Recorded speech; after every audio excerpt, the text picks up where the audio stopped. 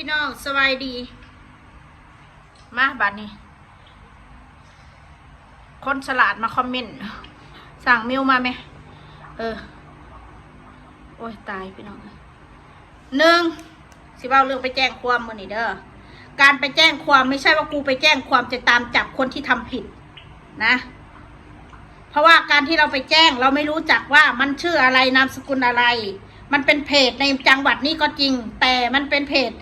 สาธารณะใครอยากไปโพสอะไรก็โพสคืออย่างกูเข้ากลุ่มกูมีอะไรสิ่งดีๆนำเสนอในจังหวัดนี้กูก็ไปโพสได้คือกันลงในกลุ่ม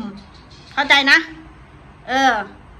สองมาที่ว่ากูไปแจ้งนี่คือกูไปลงบันทึกประจำวันไว้เพราะว่ามีคนมากล่าวหาว่ากูน่ะโดนตำรวจไล่ล่าโดนตั้งเป้าค่าหัว10,000 บาทเข้าใจไหมกูก็เลยงงว่าเรื่องอะไรมาตั้งเป้าค่าหัวกู1,000 บาทเรื่องอะไรกูงงไงกูก็เลยเอาที่มันโพสต์ไปให้เจ้าหน้าที่ดูว่านี่เขาตั้งค่าหัวว่าถ้าใครรู้เบาะแสให้แจ้งด่วนว่า2 คนนี้ภัยอันตรายต่อสังคมถ้าแจ้งปุ๊บจะได้ค่าหัว10,000 บาทแล้วกูก็เลยจะบอกว่าพวกมึงไม่ต้องแจ้งกูอยู่ในจุดนี้กูอยู่ในบ้านหลังนี้กูมีตัวตนใครอยากได้เงิน10,000 บาทก็แจ้งมากูอยู่ในนี่เพราะฉะนั้นสิ่งที่กูเข้าไปเมื่อนี้กูไปลงบันทึกประจำวันเพื่อครอบครัวกูแสดงความบริสุทธิ์ใจคือเพื่อครอบครัวกูว่ากูไม่ได้เป็นในสิ่งที่พวกมึงพูดก็แค่นั้นเองไม่ใช่ว่ากูไปแจ้งมึงมาคอมเมนต์ว่าแค่ลงบันทึกประจำวันจะทำอะไรได้ทุกทำอะไรไม่ได้แต่อย่างน้อยกูก็ได้ไปบอกเจ้าหน้าที่ตำรวจแล้วว่ากูได้มาลงบันทึกประจำวันไว้เพราะมีคนมากล่าวหากูถ้าเราจะแจ้งดำเนินคดีมันก็ยังไม่สามารถที่จะทำได้มันจริงเหมือนที่มึงพูดแต่กูไม่ได้อยากทำถึงขนาดนั้นกูบริใจจืดใจดำพอเสียกมันมาแจ้งจับคนขนาดนั้นเอาเป็นว่าแสดงความบริสุทธิ์ใจที่ไปหาเจ้าหน้าที่ให้พวกอันเตียของมึงที่ว่าไปอันร่วมกลุ่มกัน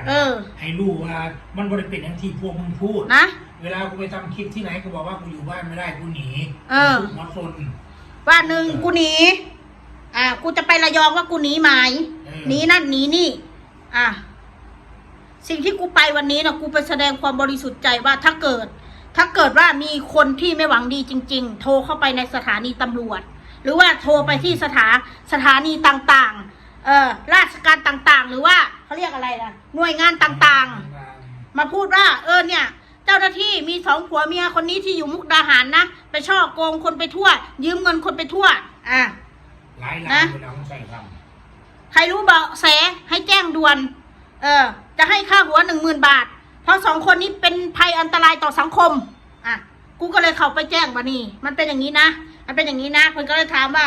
เจ้าฮู้จักเขาบอกค่อยบ่ฮู้จักค่อยไม่รู้จักแต่ค่อยเป็นยูทูบเบอร์คนติดตามค่อย100,000 กว่าแล้วตอนนี้ครอบครัวค่อยมันมีแต่คนตัดต่อคลิปค่อยเอาครอบครัวค่อยไปด่าเอาเรื่องจริงเรื่องบ่จริงเรื่องจริงเรื่องบ่จริงเอาไปตัดต่อเอาไปสร้างความเป็นเท็จออกสู่คอมพิวเตอร์สิ่งที่มาวันนี้เราต้องการมาลงบันทึกประจำวันไว้ว่าเรามีเจตนาที่บริสุทธิ์ใจไม่ได้ให้คนมาพูดมั่วๆว่าเราไม่ได้ถ้าเกิดว่าเราก็คุยกับตำรวจเราบอกว่าถ้าเกิดว่ามีคนโทรมาหาเจ้าหน้าที่ว่า2 คนนี้ของคนนี้ไปจับให้หน่อยนะเจ้าหน้าที่ก็ได้รับรู้แล้วว่าโอเคเขาเข้ามาแจ้งแล้วเขาเข้ามาลงบันทึกประจำวันไว้แล้วคุณไปเอาหลักฐานมาเขาก็จะถามว่าคุณไปเอาข้อมูลที่ไหนมาคุณไปเอาหลักฐานมาแล้วเอามาให้ผมดูแล้วผมจะเอาหมายจับไปจับ2 ผัวเมียนี้โอเคนี่คือจังซี่แต่ถ้าคุณไม่มีหลักฐานคุณได้ยินคนพูดต่อคุณก็อย่ามั่วแค่นั้นแหละการที่คุณจะไปแจ้งความจับคนหนึ่งคุณต้องรู้จักชื่อนามสกุลที่อยู่อาศัยเขาให้มันเรียบร้อยแล้วกลุ่มนั้นเพจนั้นเขาเรียกอะไรกลุ่มนั้นเพจนั้นมันเป็นเพจสาธารณะบนเพจบอกเพจสาธารณะไม่ได้เกี่ยวกับเขาซึ่งไม่ได้เกี่ยวกับเจ้าของเพจว่าซันซะคนกลุ่มร่วมอยู่น้ำกันสมาชิกกลุ่มร่วมคือข่อยเป็นสมาชิกเขานี่ข่อยโพสต์แนวกินอาหารจังหวัดมุกดาหารสถานที่ท่องเที่ยวตรงนี้น่าเที่ยวนะคะทุกคนเชิญมาแวะมาชมมาเที่ยวกันได้ เขาเรียกว่าแชร์กันแชร์กันแชร์กัน มัน แต่อันนี้มึงเอาไปโพสต์มึงมาใส่ร้ายป้ายสีกู ความหมายมันน่ะเอาไปโพสต์เตือนภัยคนนี้ นะ ความหมาย มึงเข้าใจด้วยมึงดูคลิปแล้วมึงดูให้เข้าใจไปลงบันทึกประจำวันจะทำอะไรได้อย่างน้อยกูก็ได้ไปแจ้งไว้ว่า มีคนที่จะมาทำร้ายกูหรือว่ามีคนที่จะมาปองร้ายกูเหมือนกับพวกเหี้ย3 ตัวมาหน้าบ้านนะกูก็ไปลงบันทึกประจำวันไว้มึงบอกว่า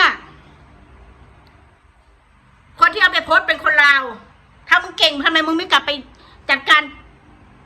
เก่งแจ้งแต่กับคนลาว จะเป็นเล่าแท้หรือบอ คนไทยแท้ๆไปยืนด่ามึงถึงหน้าบ้านแต่มึงก็ไม่มีปัญญาอะไรทำมันกับกูยอมรับกูบ่มีปัญญาเพราะว่ากูมันซับน้อยกูซับไม่เยอะกูบ่มีคนสนับสนุนนะกูสิบอกไว้ให้อย่าชะล่าใจมันยั้งกันแล้วแต่คือกันกับเต่าก็กระต่ายแหละเต่าก็กระต่ายมันไปอะไรมันเป็นอะไรกับดิทานเต่าก็ตายสุกระเบิงเอาอย่าชะล่าใจว่าทำนั่นแหละมึงไม่มีปัญญาทำอะไรเขาได้เลยกูจะไปทำอะไรคงกูจิตใจกูมันบริเวณคิดจะไปทำลายคนจิตใจกูบริเวณมันสิอยากไปเห็นนักเสียคนมึงมาด่ากูด่ากัดก็แค่นั้นเองสันได้ใจคว่ำนั่นเองพี่น้องคว่ำหมายเด้อที่ก่อนข้าลุงเนี่ยเขาไปหาตำรวจเจ้าหน้าที่มันนี่คือว่าคอยไปบอกกันว่าน้ำสิ่งที่เขาโพสเนี่ยเอาไปตำรวจเบิ่งแล้วไปก็ว่ามันมันเป็นความจริงเขาหาว่าผู้เจ้านี่ตามล่าผู้ข่อยเจ้าหน้าที่ตามล่าตำรวจตามล่าว่าไปทำอะไรผิดมาข่อยเลยอยากเอาความบริสุทธิ์ใจข่อยไปตอกหน้าซึ่งมันมาโพสเนี่ยว่าถ้าเป็นความจริงกูทำไมถึงเข้าไปหาตำรวจทำไมกูถึงกล้าเข้าไปทำไมกูไปรายงานตัวแล้วพวกมึงจะแถไปแบบไหนอีกกูเข้าไปพวกมึงก็แถไปว่ามันไม่มีประโยชน์อันนั้นนี่นั่นแถบอกว่ากูโดนเรียกเข้าไปมันก็จะแถแบบนี้อีกแล้วไงพอมีโพสต์แบบนี้ก็ตำรวจเรียกมันเข้าไปมันก็เลยทำท่าว่ามันไปแจ้งตำรวจเขาบอกแบบนี้อีกมันจะออกไปในฟอร์มมันจะออกไปในฟอร์มนี้มันบอกไปฟอร์มใดหรอกมันมีโพสต์ตำรวจเรียกมันเข้าไปมันก็เลยเข้าไปเพราะว่าก็คอยเข้าไปมันเสียหายตรงนี้คนมาพิมพ์ในซองหลายคนแล้วว่ากูเจ้าถึงตำรวจตามจับบ่ถ้ามึงเก่งจริงไปเลยข้ามลาวเลยไปจัดการมาเลยมึงบอกกูมาเนี่ยมันอยู่มองใดกับคนลาวตรงกันกูแห้งเหยียบปากมันไงมึงก็ไปบอกมันมาได้ไหมคือคอยบอกได้ไหมมันโกหกจะมันคงจะใส่กันแน่เขาก็รู้ดอกมันเป็นอวตารบอกว่ามันอยู่ประเทศใดก็ได้ในโลกนี่นะแต่ว่ามันอยู่ใส่จริงกันแน่แบบนี้ถ้ามันเก่งจริงข้ามไปเลยแบบสันเก่งจีรีก็ได้กูบอกเก่งดอกกูบอกเก่งคือพวกมึงดอกพวกมึงน่ะมันเก่งมาหมู่นะแต่พวกเขาข้ามไปมันก็บอกของซี่วันนี้หนีคดีอีกแล้วอันนี้อันค่าตั้งหัวว่าไปอีกแล้วกระจอกให้ขึ้นเนาะค่าตั้งหัวให้10,000 บาทถ้าเป็นกูเขาบอกแจ้งซ้ำเป็นกูเห็นกันเขาไปเที่ยวแล้วพอดีลูกปิดเทอมสิได้ไปเล่ามันกันที่หามาพวกไปนี้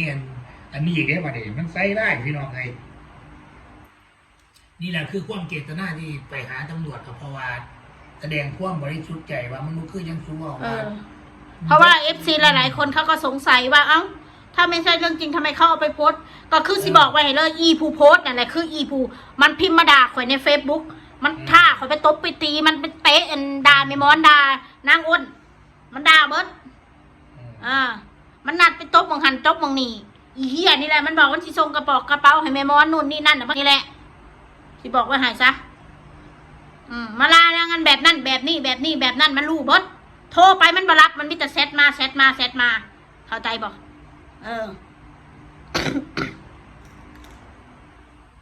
เขาว่าไปแจ้งความมีประโยชน์อะไรเอาอีคุยก็มีประโยชน์ต่อครอบครัวกูไง